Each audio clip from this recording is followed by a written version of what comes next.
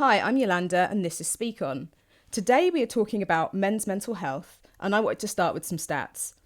According to a 2019 survey by mental health charity Time to Change, 3/4 of men wouldn't feel able to say openly that they have a mental health problem to their friends. 2 in 3 men said that they felt stressed or overwhelmed or unable to cope at least once in 2019. And the Mental Health Foundation found that 1 in 3 men in the UK have experienced suicidal thoughts as a result of being stressed. There are so many stats that demonstrate the crisis that is happening with men's mental health. So how do we address men's needs? Women are socialised to talk and be open. We can walk into a toilet and make a friend and learn their life story in the time it takes us to have a wee and wash our hands. We are shown in TV, film, taught in magazines, online. We are taught to therapise via horoscope.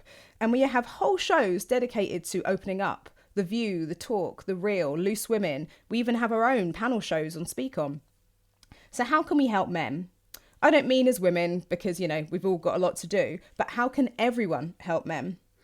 We know with mental health and mental health support, one size doesn't fit all. We have to adapt our approach to meet the audience. We need to look at the factors that actually affect men's mental health and work out what we can do.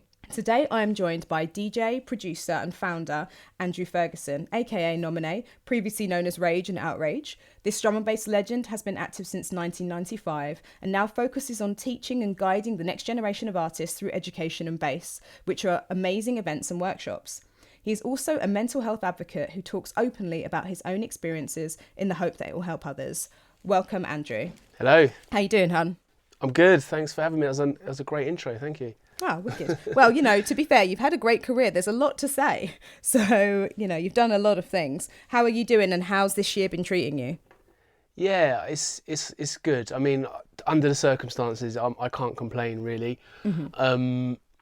Obviously, what we're not doing is I'm still an active DJ and producer, but obviously the DJing side of things is not there. And we do a lot of travelling around to schools, colleges, universities, events and festivals to deliver education. So again, that hasn't been there in a physical format, although we're adapting and been able to transfer that into a remote setting. But to be honest, quite blessed that we're actually in a position to be able to support people during these tough times with our online education. So again, we work closely with the youth sector, schools, colleges, universities, and we're able in these trying times to support and feel blessed to be able to do that. So I've got no complaints, to be honest. Certain things aren't as they were, but many people have got their world has just crumbled down around them, and putting things into perspective, things have been quite good, to be fair. So yeah, absolutely. It's a real kind of I think, it's like you're either kind of all right or really not at all. It's such a divisive time right now in terms of like our situations and obviously how the government is treating everyone, but we'll do that another time. But yeah, it's definitely, I suppose now is a really good year as well for us to talk about mental health, because what's going to happen and how mental health will be impacted by this year it's going to show for years, really, isn't it? It is. I mean, I still speak to my peers and colleagues and other people that have kind of relied more on the music industry as revenue in relation to kind of gigs and other areas that have been affected drastically by COVID. And a lot of them, they're in a bad place. Yeah. They're literally, their lives have just been taken from underneath them. And some of them don't know any different. That's what they've kind of fell into from school, and that's all they kind of know. And it's not something that we ever anticipated would be a thing. This is similar to going through a world war, and it's unprecedented, isn't it? Devastating effects. And yeah, a lot of people I'm speaking to, they're not in the best place mentally, which is a shame. There's no clear signs of when it will end, so that's creating more anxiety and depression for people. And then it's how fast it rebuilds, if it rebuilds post-COVID or whatever that looks like in the next sort of year or so. So yeah, it's a thing right now. It really is. There's so much adapting and changing, and like you pointed out something really good, kind of really poignant there. No one knows when it's going to end, And so then therefore the anxiety really is building. And some people are able, if they're lucky enough and privileged enough, they can pivot, they can change, they can adapt what they're doing in terms of work, etc. And then they can also, just in terms of like personal life or home life and that kind of thing, they can adapt quite well. But for other people, what really is just, it's taking away every pillar of their life is affected or just completely taken away at this point, isn't it? It is. It's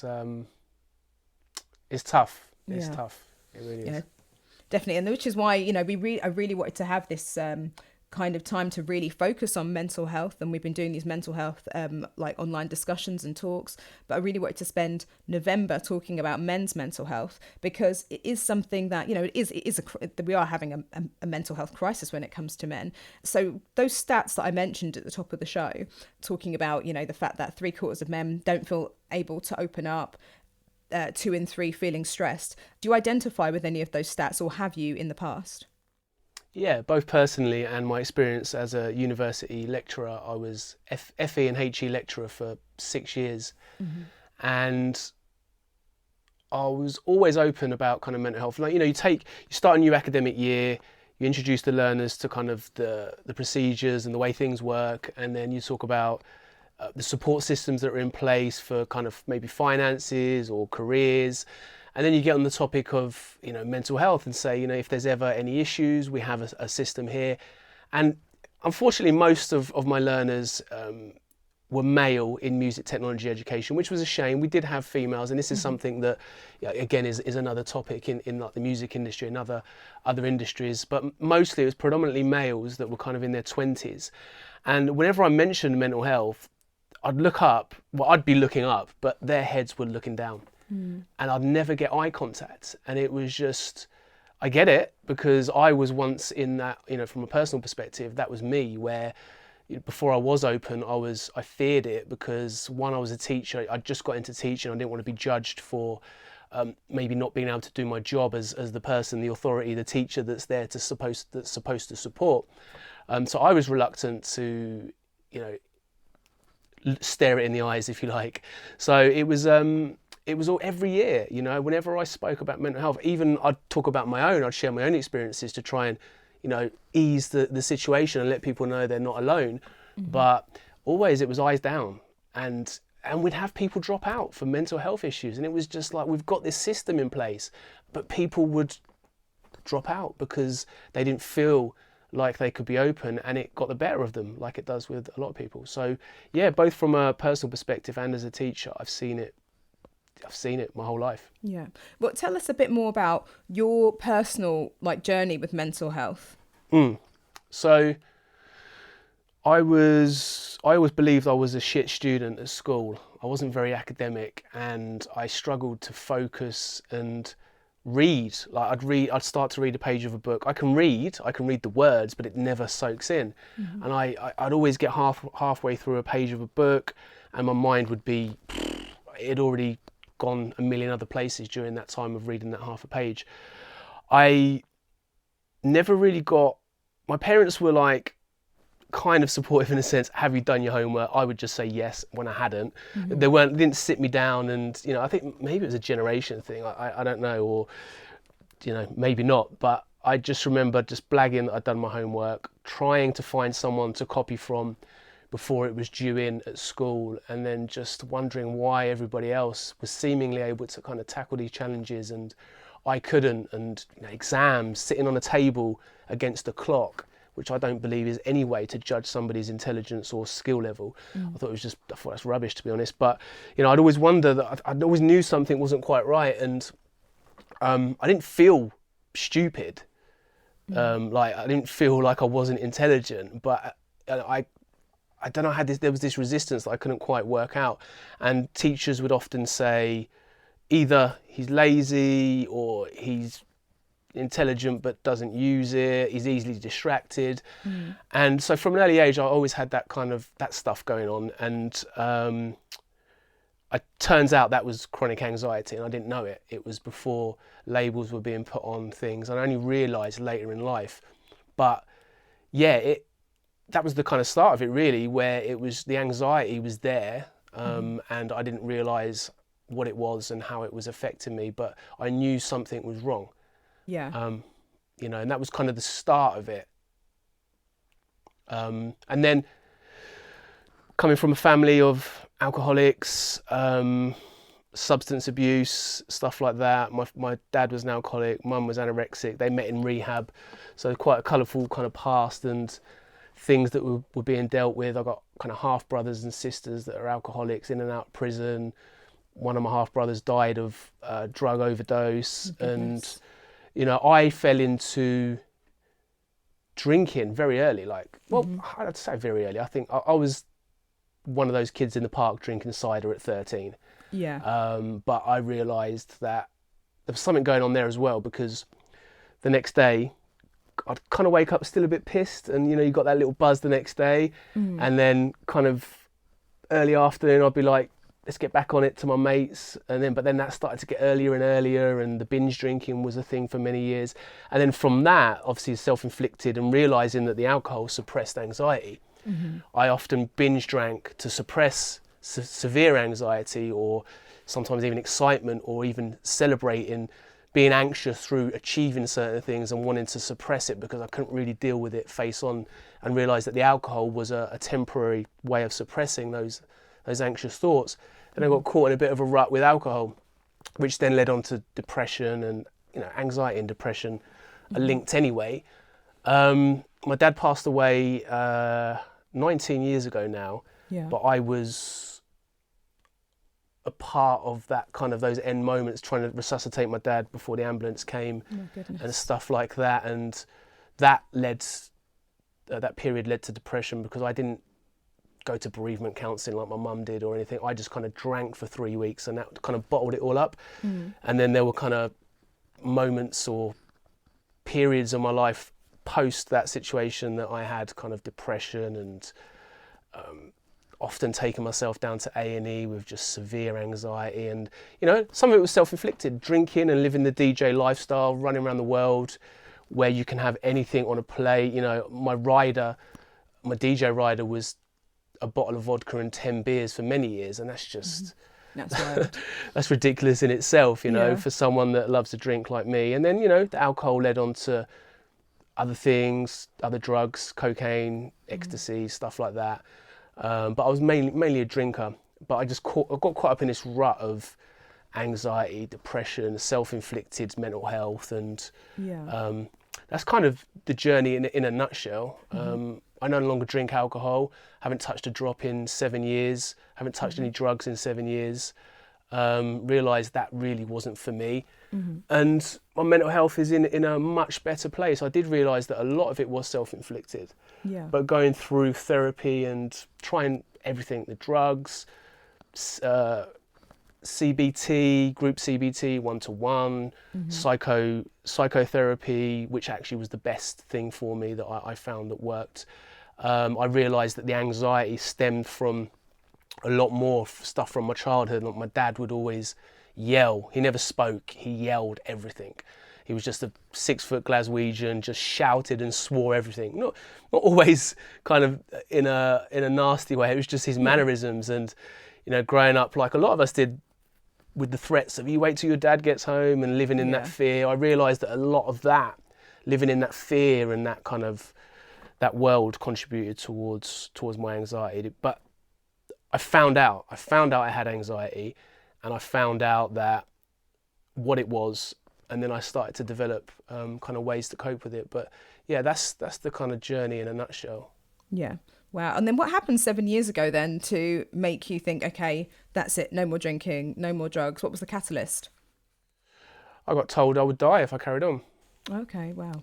Even though it's kind of logical, if you binge drink for 13 days straight and you only remember the first day, I think, you know, logic would say that you're going to die if you carry that on anyway. But in the binges just got longer and longer. I would always, again, a lot of people do experience like just going out and partying all weekend. You know, that is a thing with the younger generation and some of the older generation. But for me, it started to get a bit dangerous when it was waking up at 6, 7 a.m. and looking for the next drink straight away. Coming from a family that had daily dependent alcoholism, I was never that, but I felt it was getting quite close to that. And my binges would start off, if I was on tour, just the weekend, coming back, maybe a little drink on a Monday, then it might get into 4, 5, 6 day binges. And the last binge I ever had was 13 days. Wow. And yeah, I just remember going down to an alcohol drop-in centre in Bedford called CAN. And it's run by kind of recovering alcoholics and drug addicts and stuff like that. And it was amazing. And there was one lady just said to me, she looked me in the eyes and she goes, you're going to, if you keep doing these binges and blacking out, you're going to die.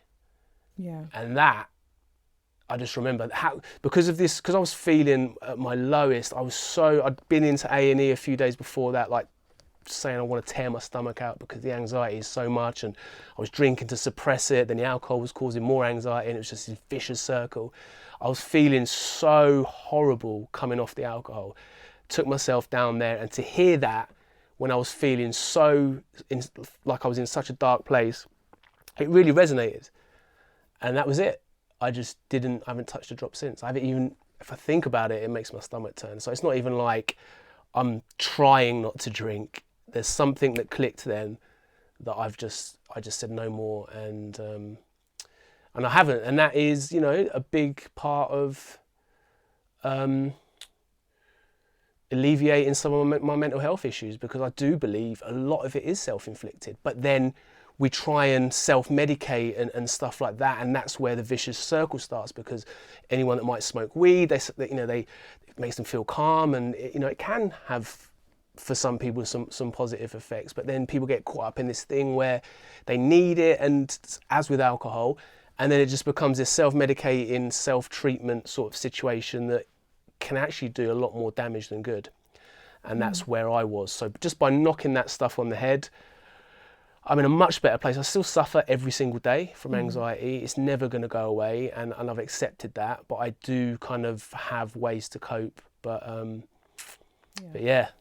Wow. I mean, my goodness, that whole journey, flipping heck. Like, what sparks you then to start opening up about it? Because I remember, so for like full disclosure, I've known Andrew for a really long time, but I remember when you started sharing like your daily videos on Facebook, and you were just being really open about how you felt and what you were going through and all these kind of things. What sparked you to just kind of say, do you know what, I'm just going to put it all out there and talk about it? Well, being a teacher, I was up there just sharing knowledge anyway. And the 60-second tips, I mean, they're actually responsible for the birth of my company, Education and Base. So I was teaching every day, planning lectures, and feeling like that maybe more people could hear what I had to say, that might value it, rather than just limiting to the amount of students in the classroom.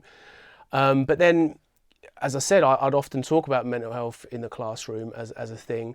And I remember the first video I did about anxiety, I actually deleted the first take.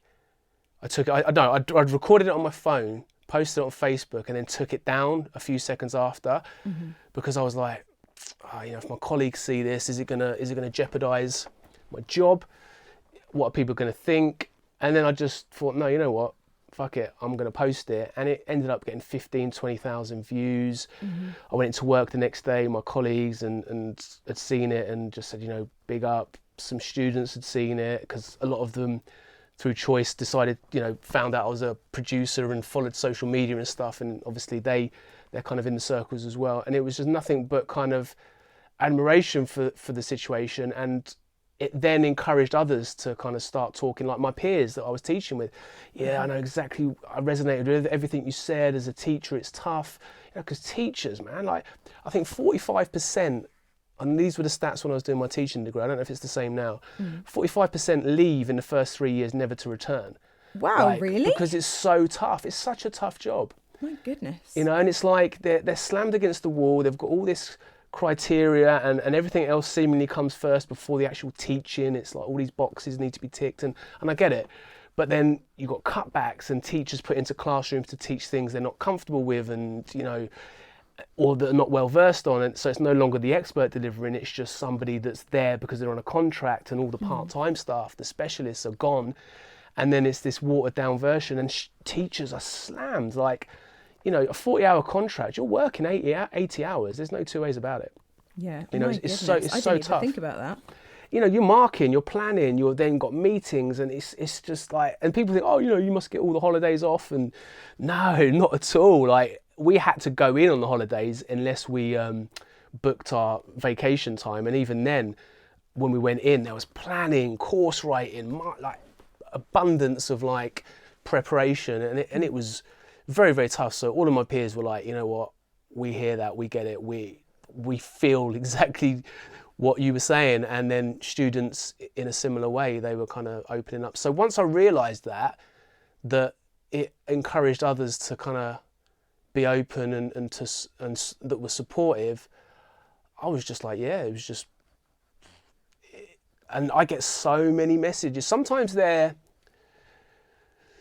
you know, I guess in a way I kind of open myself up for people to reach out to me, and for the most part that's cool. I mean, it's cool, full stop. But sometimes there's stuff that people hit me up with that I'm like, I'm not really qualified to deal with that. I can share with you how I went about it, but I'm in no position to, you know, some people that have hit me up with some really dark situations, you know, like my friend's about to commit suicide, can you speak to them and stuff? Oh wow. And I'm like, shit, that's a, like, you know, stuff like that, or they're about to consider something, and it's just, you know, but that's fine. And I've always kind of tried to deal with that the best I can, and thankfully I've been able to support people without trying to claim to be a professional, because that is very dangerous. Yeah. You know, I've tried the drugs, they worked for me to a certain extent, but I knocked them on the head. I wouldn't kind of try and start giving people that sort of advice, because I'm in no position to do that. So it is a tricky one, but I think the big picture is that the amount of positive messages and feedback that I get and I got just encouraged me to continue, because it's tough. And I think being open, a lot of people are starting to be open, and it is making a difference. Still so far to go, but it's progressing. It is moving forward. Yeah, absolutely. And in some of the talks that we've had, a lot of the therapists and kind of lived experience people that have been on panels and giving talks have talked about that point where they opened up. Because even, for example, we had a panel discussion the other day where we talked about coping with loss from suicide, and one of the panelists is a psychotherapist. Oh, sorry, it's a psychologist, a clinical psychologist. And she actually said she hadn't actually opened up about it. So then one day she opened up about it at work amongst other psychologists, and her colleague is my sister.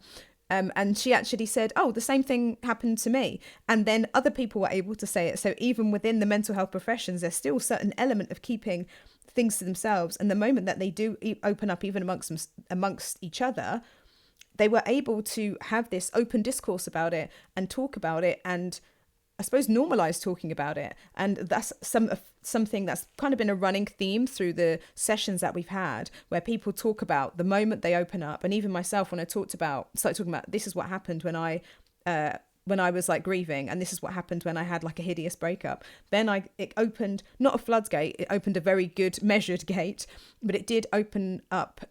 Like, I don't know, so many people were just going into my DMs, men and women, talking about things that happened to them. And now actually it's kind of built up some really strong friendships and relationships with me and other people. And even just through the process of the talks and sharing the subjects, we've had so many people start to kind of just say, well, actually, I'm really glad you're doing this talk, or this has come up because this happened to me, and they've never told anyone. And so I think we do really need to start having these conversations. And why I really loved your videos and love your posts when you call, you know, your followers like the anxiety tribe, and you talk about mental health so openly. It's because I do see the responses, and I see that they're people, you're reaching out and there are people reaching back, and it makes such a big difference. It does. I think it so does. But I think one of the biggest things that needs to be tackled, and I'm not sure whether it's just a time thing, is a lot of people don't want to come out with it because they feel like they're going to be judged. Now, students, of course, if I'm the teacher, the person that's grading them and the one that's going to potentially dictate a big part of their future, are they going to want to confess to me that maybe they're feeling like they're not going to be capable? And the same with me when I was a teacher. If I open up about mental health, am I going to be judged? And people say, no, it's cool, but is it?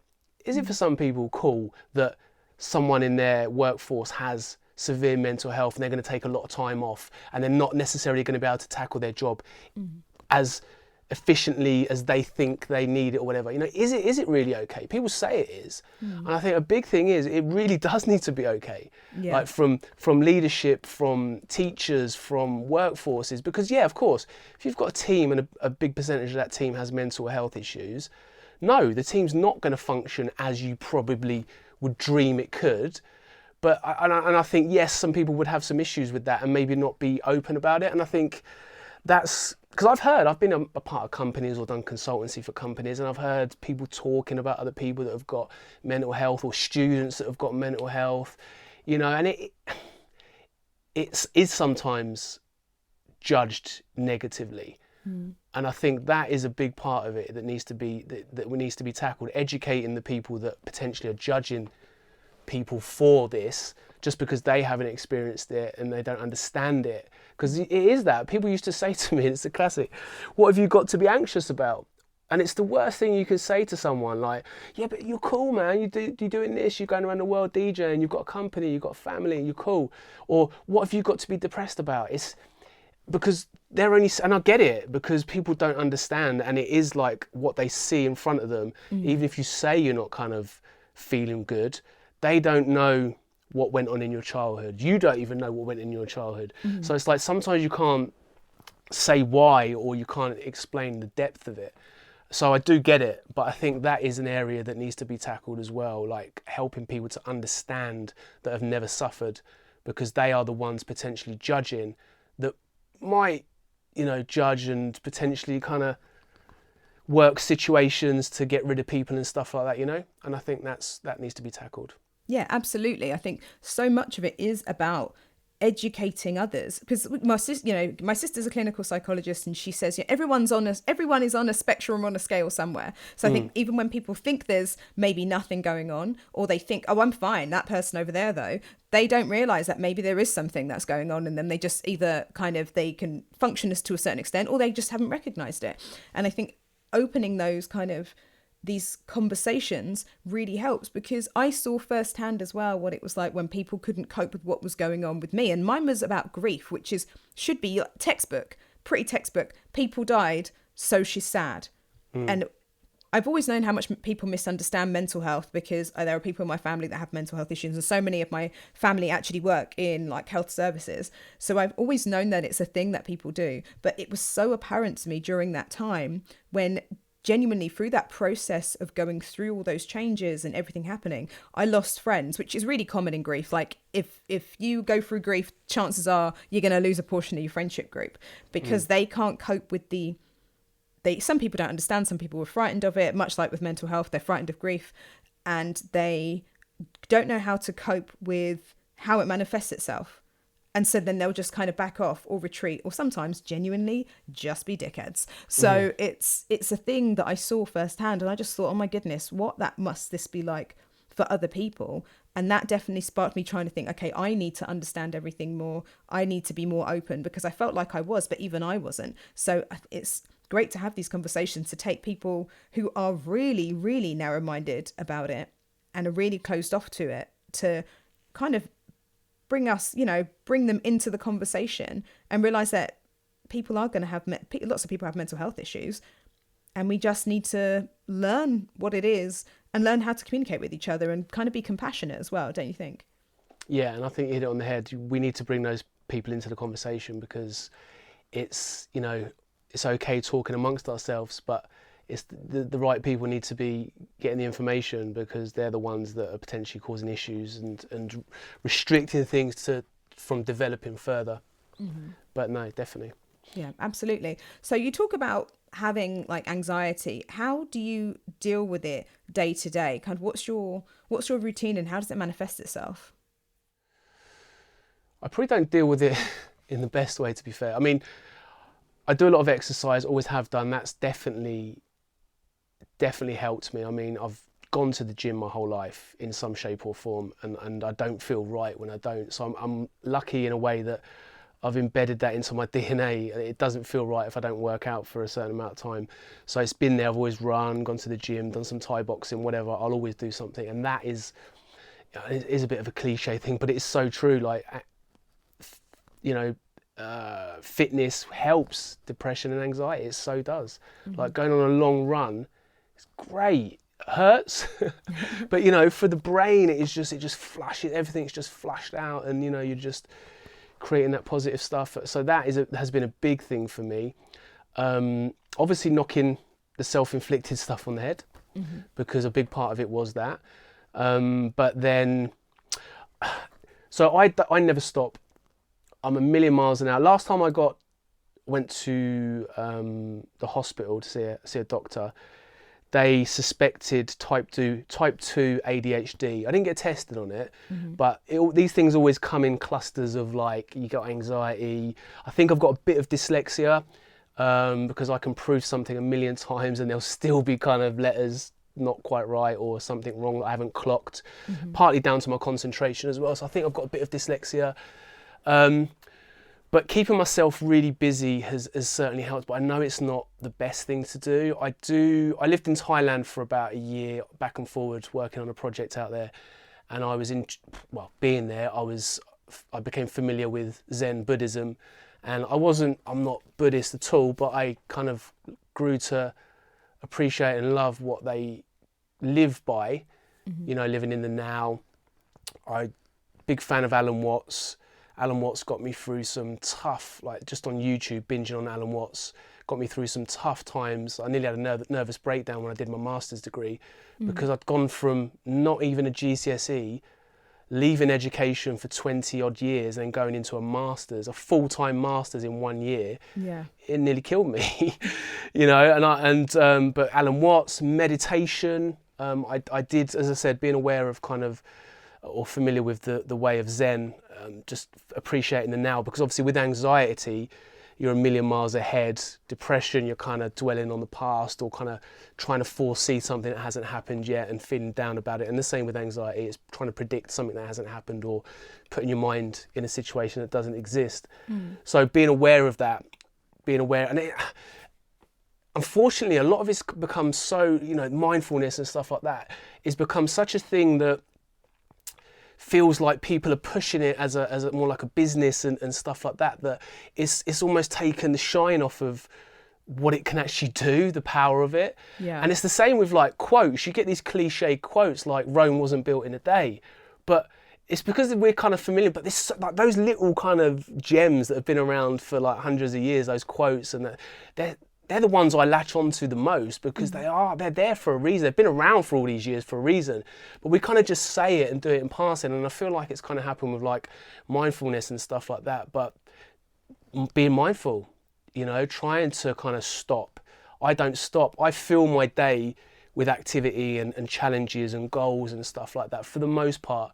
But I've learned where I'd normally do that and drink to switch off. Yeah. If I feel it getting too much, I'll meditate, or I'll force myself to switch. I can't do, I've tried like regular meditation throughout the day. So I'll work because I'm a workaholic and I love it and it makes me happy. So I don't think I should stop that. But I have become aware of when it gets too much and my body's starting to tell me, you know, you're getting a bit run down, you're feeling tired, you're getting ratty.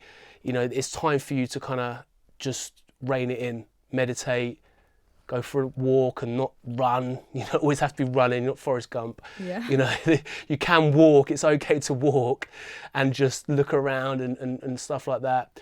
So yeah, just being familiar with the way of Zen, Alan Watts, meditation. I go through phases doing more of it, but I'll always kind of be aware of it. You can just go about your day and be meditating, just bringing yourself into the now. And realizing, the biggest one for me is realizing that actually my mental health is a positive. Yeah. Like my anxiety is a positive for me. I've got so much done through having mental health by filling my day with challenges and goals and zero tolerance, that I believe that without my anxiety I wouldn't have achieved half of the things that I've done in my life. So for me, I embrace it. Yeah. You know, and well, you say it's your superpower, don't you?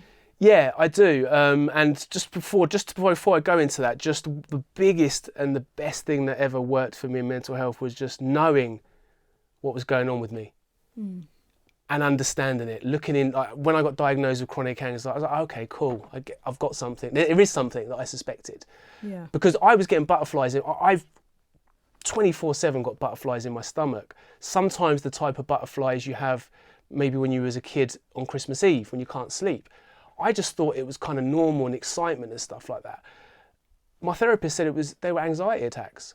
And I didn't even know it. Like, all these years I'd get these kind of really, like, just those butterflies that you had when you were really looking forward to something as a kid. And I'd have that periodically, sporadically, just come, and I didn't really know what it was. And I thought anxiety attacks were when you're struggling for breath and you like can't, you collapse.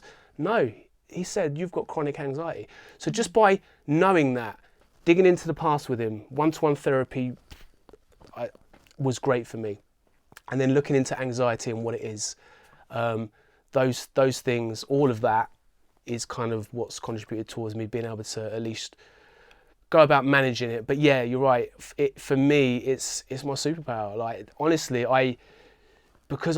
it's made me a workaholic. It's almost because I used to avoid the silence in my head. It got so dark when I was in those dark times that if I stopped, I'd get suicidal thoughts and things. When I let the darkness set in, so I'd always just get busy just so I didn't have to stop. And if I did have to stop, I'd drink because I didn't want to face the space in my head, like, because it was too dark.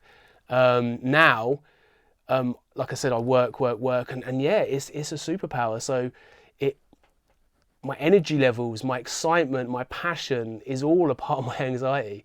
And maybe it's the ADHD. It wasn't ADHD, it's type 2 bipolar they suspected I had. Yeah. So the frequent ups and downs and stuff. But I'm up a lot, I'm buzzing, and then I'll have a bit of a crash. But because it's apparently type 2, which is very, very frequent and not kind of long periods of ups and long periods of downs, it's like this transient, but actually I keep it up more than it's down. And yeah, I embrace it. I actually love it. It hurts sometimes. Yeah. It hurts, but I love it because I just know I can put my mind to anything. I did a master's degree when I got told I was not academic and not a student. I got a teaching degree. I've got my own business. All these things that I've achieved, I have to remind myself of, and I do think anxiety played a big part in that, because often a lot of the time I was told I wasn't good enough as well, and that's where a lot of my anxiety came from growing up. Therapy uncovered that past relationships, my parents saying get a real job, music industry's got nothing for you, relationships of like almost being bullied in a relationship, emotionally and restricted and told that I was chasing pipe dreams and stuff like that. All of that stuff scarred me, and it was almost like I was trying to prove a point to someone. I didn't really know who, but I was like, "What? I'll show you." And then that's been embedded into me. It's ingrained into me now to just take on these monstrous challenges that I didn't believe I could achieve, and I know growing up people didn't think I could do it either. So yeah, it has been a superpower. Wow. And I think that one of the main things you pointed out there, again, which is something that's echoed so much in the different talks that we've had and the different interviews that I've been doing with men on mental health, is when people know when they can pinpoint something, when they can identify something and start talking about it, how much pressure it takes off, because there's so much fear in the unknown, and there's so much fear. And kind of, I suppose, there's so many other things that come up when you're like, is this normal? What am I doing? Is this normal? The amount of anxiety that must add on top of feeling chronic anxiety must have been just overwhelming at times. Yeah, and talking about it, once you do open up and you can talk about it, that helps. Again, it's another cliche, talking helps. It does. It's not a cliche, it's a reality. It's a cliche and it's said a lot because it actually works. Yeah. And I think that's the point. If you're open about it and you talk to like-minded people, or people that appreciate it, or a therapist or a friend that will give you the time to kind of go that deep sometimes, it really does work. Yeah. And I think that's often the scariest place to start from, is saying something out loud and articulating it, because on one hand you may not know understand or be able to identify what is wrong. But on the other hand, saying it out loud also makes it true and also brings it into reality, doesn't it? And it's something you have to then start facing. So there are so many different reasons to be frightened of talking and opening up. And like you rightly pointed out as well, people are scared of people's reactions. But there are so many different resources and ways to open up, even just sitting down and writing something in a diary or just writing those emotions down. I know when I was going through just like being depressed from grief and everything, I just started just typing and writing loads. And then from there, I was able to then start to say it out loud and talk about it more, because when all those things happened, I also ended up with a lot of responsibility from my family. So I had a business to run. I had my parents to sort out. There were loads of family conflicts because that's what happens when people die. And, you know, I had all that to manage. And so I wasn't even, you know, when you're carrying everything else, you're not even necessarily able to or can find the time to. But once I started writing it, it made it so much easier to transition over into talking about it. When you started opening up about everything, was there like a process for you, or was it just the case of, okay, one day I'm told if I carry on like this I might die, the next day you just opened up and everything fell out? Well, no, it's a weird one, because I think and this is the kind of the opposite side to what we're saying really. A lot of my therapy also highlighted that a lot of what, I mean, don't get me wrong, we all go through crazy things, dark things, and I, you know, like your sister, I'm a big believer in we all suffer, but we all suffer differently, and we all deal with things differently. I'm a big advocate of that, and that helped me realizing that, and actually going through my therapy and stuff. No one told me, but you know, as therapy works and as you talk to people, things come out and you realise that a lot of what caused my problems are very common. And that was like, well, hang on, not that I don't have the right to feel, because we feel how we feel, but just knowing that, well, hang on, that's very common. What you're experiencing there is reasonable because you're going through this right now, and that's human to be feeling like that. You're not weird or different because of that. So actually it almost makes you feel like, is there an issue? And then like, or is it just life? And actually by accepting that, those things that were big deals at the time start to be less of a big deal. Does that make sense? Yeah, that makes sense. So for me it was like, I don't know, I didn't really, did I know? Did I think I was different? Did I think we all suffered the same? And I think that's another part of it. People don't speak up because they don't know if there's something wrong. Yeah. Is this normal or isn't it normal? It's like, what is and what isn't. So what am I going to say? Because I don't know if this is what's going on in everybody else's head. Yeah. And the reality is 85% of the time, the voice in our head is negative. And that's for everybody. Yeah. It's just how you listen to that, how you deal with that, or how you don't listen to it, how you channel the other 15% as positive and work with that. But that is the reality. So I don't know. Once I realised that all of the things that I did and being open had worked, and I thought, hang on, if it can work for me, then let me start speaking about it, because I'm sure it can help others as well. Yeah. And I think that, I don't know how soon it happened. I guess once I started to feel better, and once I realised that it had clicked and I wasn't going back to that no matter what, or at least that exact version of my mental health, because alcohol, drugs, all of that, just, not for me. So, it just kind of naturally unfolded, I think, once I realised it was working for me, and in the hope that it could potentially help others.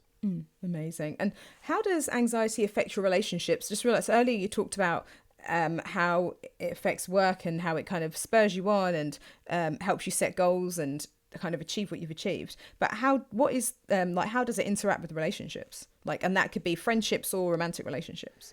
Yeah, I mean, it's negative. There's a lot of negatives to the superpowers as well. It's like I'm a big worrier, like unnecessarily, and that's anxiety. It's like worrying about stuff. And no matter how much I prove to myself that I've done this a million times and it's going to be okay, I'm always worrying, and that's a thing that can spill out into friendships, relationships. Because I create unnecessary stress, and it can kind of ooze out of me, and it can kind of affect people around me for stuff that for them is not a big deal, but I've made it a big deal for everybody because of my worrying and the way I am and my kind of like million mile an hour way of doing things and my passion and the way it's like, and it's just that it can have a negative effect, and it can spill out into other people, and you can, it's certainly about the energy you put out can affect others around you. And I think in that sense, it's created some issues. I used to be very insecure when I was younger, like in relationships, jealousy was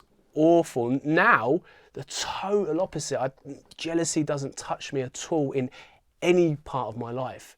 But in relationships when I was younger, it was so bad, like real. I was that crazy jealous boyfriend that would just make most people run a mile away, but now, I'm just like manana, it's all good. You know what I mean? Que sera, it's just like, it is what it is type thing. And in most areas of my life, I don't know if that's maturity or just the zen, but it's I think that's the biggest thing. My stressful nature and the worry can create a stressful environment in a family situation or friendships or even business. It can spill out into like, oh no, we've got to do this, and the team's like, no, and it's like, well, no one else is really like that until I kick it off. Yeah. It's like the trickle down effect. Yeah, it's like you've got this nutter headless chicken running around at the top, and everyone else is like doing the same thing. Yeah. So working through music as well, do you find that channeling do you often channel your emotions into what you produce, and does that help? Yeah, and it's a weird one. There's only two situations where anxiety doesn't really touch me. When I'm teaching, it doesn't touch me because my mind is on the teaching and the learning, and it's about the learner and whether I'm delivering things. So the focus is, there's absolutely nothing about me, and it doesn't touch me. I can do a 3-hour session with 40 students, and anxiety doesn't even, I'm just in this tunnel kind of zone of not being able to be touched. And making music. And people say, well, how can you sit for hours on end making music? How do you focus and concentrate if you've got anxiety? But again, it's just the creative process of I'm a big advocate of mind maps. I try spreadsheets and stuff are cool, but when I've got something to just unravel, it goes into a mind map, and I love it because it just takes it out of my head and it unravels things. And that's another tip for anyone that suffers from anxiety or depression, is to just get it out of the head, and that is a big thing. So these mind maps kind of help me, but in a similar way, just being creative, making music. I mean, my music is by nature not the most emotional. It's always very deep, and my drum and bass was quite hard and dark. My Nomine stuff was it was slower, it was deeper, ethnic Eastern influence from spending time over in Thailand and having an appreciation for world music. It kind of trickled into my Nomine music, which Outrage, my drum and bass project, was by nature that, and it reflected me as a person. I was the outrageous one, and that was it, running around outrageously. And then Nomine, which means name in Latin, was it was born while living in Thailand, and the first few years of the Nomine sound was just almost meditation music, but it worked in clubs as well. It's this kind of weird juxtaposition, but yeah, certainly being creative and having something to channel energy into, massive help. Yeah. And then, so going back to, again, our stats at the top of the show, I talked about what can we, as in everybody, what can we do to help men talk and open up? So what advice would you give to people who are open to talking, to try to encourage their friends to talk? I think you've just got to, first of all, if you suffer yourself, you're probably in a better position to kind of welcome it in your circles. Just talking about it openly, about not just what you're going through, but inviting that conversation for anybody else that might be suffering. If you don't understand it, just doing all you can to try and understand it, because that is I think that is the biggest challenge here. I've got a friend whose partner, she has anxiety, and he always says to me, he goes, because she's got the social anxiety where she can't really do crowds and stuff. Mine's different to that. It's just this constant, inside me. I can do crowds, I'm a DJ. That doesn't really kind of affect me. It's different forms of anxiety. But he's just like, it's really tough sometimes because I just don't, and he's been with her for a long time. And it's just like, she has these, she can't go out, and he goes, I just don't, and he can get quite frustrated with it, and it can cause, you know, like you were saying, like asking about how it can conflict and cause problems in relationships. For that sort of social anxiety thing, it's like, well, we can't go out to a restaurant, we can't go for a walk, we can't take our child out because, you know, my partner's all kind of having an anxiety attack and I don't understand it. So it's just like what you kind of touched on earlier, is just really trying to educate yourself on it, because it's so hard to grasp if you've never experienced it. It's not like learning it's not like learning most things where you're like, I get this now, I've learned it, I can do it. And you can't learn how to feel anxiety. You can't learn how to feel depression. So it's harder to learn. And when people read upon it and you tell them, they still don't get it. Like my partner, like I've tried to explain it to her a million times and she's like, well, I don't understand. So that's a tough one. It's almost like, can we just give them a temporary dose of what we're feeling? Just because that's the only, or, you know, maybe, it is really tough, but that's where it lies. So just to sum it up, just welcome it in amongst your circles. And if you're not well educated on it, just speak to as many people that are suffering and do your own homework, because they're the things there that will make a big difference, I think. Absolutely. I think in that, encouraging others to open up and say how they feel as well will really kind of, I suppose, bridge gaps. But like you pointed out so rightly, but then try to really educate yourself on that, because if you can't relate to it, you want to make sure you're still, I suppose, having a helpful reaction and being supportive as well. And part of being supportive is trying to educate yourself and trying to, it's just trying to educate yourself. So when they're saying something to you, it's not kind of just falling on people kind of going, and not being quite sure. Yeah, and it's, you know, it's the same, with racism, it's exactly the same. Yeah. You know, it's the exact same thing. Like, you know, I'm never going to be able to feel what somebody who's been the victim of racism has felt, ever, like in that sense. And it's a similar thing with mental health. It's like, it's not something you can kind of just make that person feel. So it really does rely on that education and being open to it and being like, just because you don't understand it doesn't mean it's not there, and it certainly doesn't mean it can be played down, because it's serious. If it's serious for me, serious for this person, that person, it's there and it's a problem. We're not just saying it, you know, and I think that's important. Yeah, I think, you've said so many amazing things, and I think hopefully this is going to be really, really helpful to people that are listening to open up, to not feel that fear, and to kind of reach out as well. There are people reaching out to you, and it's okay to reach back and start opening up about how you feel and not internalizing it, and try not to have so much fear about what people might think. And hopefully, if other people who aren't feeling these things and aren't having a mental health issue, I hope that they learn to not minimize anything that anyone tells them either, because as you pointed out there, what they're feeling is real and it's a thing, and we need to listen and we need to be compassionate. But thank you so much for joining me. If you could just let us know where you'd like to be found online. Just Nomine Sound everywhere. So Nomine, Nomine Sound, on Instagram, Facebook, Twitter, all those places there. Brilliant. Thank you educational so much base, for joining me. And I suppose, have a great rest of 2020, I guess. It's gone. Yeah. It's Christmas. We're talking about Christmas. It's like, what? I can't even. Yeah, crazy. But yeah, thanks for having me, and I'm always up for kind of helping wave the flag for anything like this. So and you know, big up to you for kind of helping get the word out there, because it's important, really important. Oh, thank you so much. Cool. And thank you everyone for listening. Nice one.